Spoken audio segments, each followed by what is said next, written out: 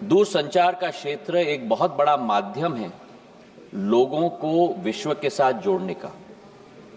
और आज देश के अंदर हमारे 1 बिलियन यूजर्स हो चुके हैं सर। लेकिन जहां सकारात्मक उपयोग भी किया जाता है, ऐसे कई तत्व हैं जो इसका नकारात्मक उपयोग भी करते हैं।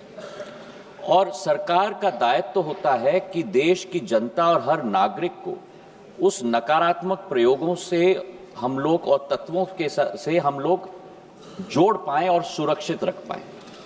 इसी सोच के साथ संचार साथी पोर्टल की हमने शुरुआत की थी सर 2023 में, और संचार साथी ऐप का प्रयोग हमने 2025 में हम लोग ने शुरुआत किया। अब संचार साथी क्या है?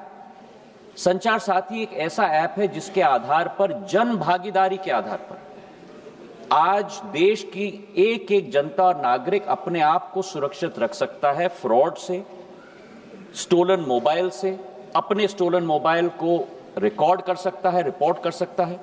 और 20 करोड़ हिट सर हमारे पोर्टल पे हुए हैं, करीब 1.5 करोड़ ऐप डाउनलोड हुए।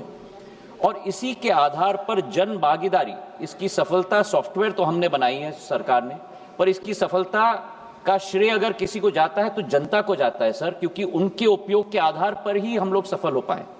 और आज मैं रिकॉर्ड पे रखना चाहता हूं कि इस ऐप और पोर्टल के आधार पर 1.5 करोड़ मोबाइल कनेक्शन देश के अंदर डिस्कनेक्ट हुए हैं जो फ्रॉडुलेंट हैं, क्योंकि जनता ने रिपोर्ट किया है।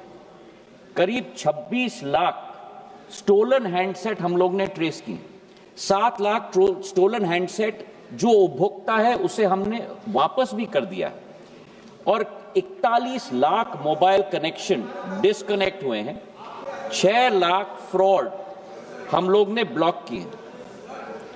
इसी के आधार पर हम लोग ने ये कोशिश की कि हम लोग हर एक नागरिक को वो चॉइस दें, क्योंकि ऐप फोन पे है, इसका मतलब नहीं है कि वो ऑटोमेटिकली ऑपरेट हो जाएगा।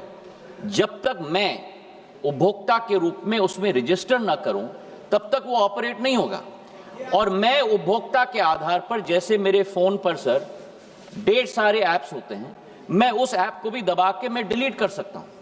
तो ये लोकतंत्र में पूर्ण हक और अधिकार नागरिक का है सर। हम लोग ने केवल ये ऐप सभी को उपलब्ध कराने के लिए कदम लिया है। लेकिन फिर भी मैं सदन के पटल पे भी कहना चाहता हूं, हमारा कोई हट नहीं, इसकी सफलता का प्रयोग जनता के आधार पर हुआ है।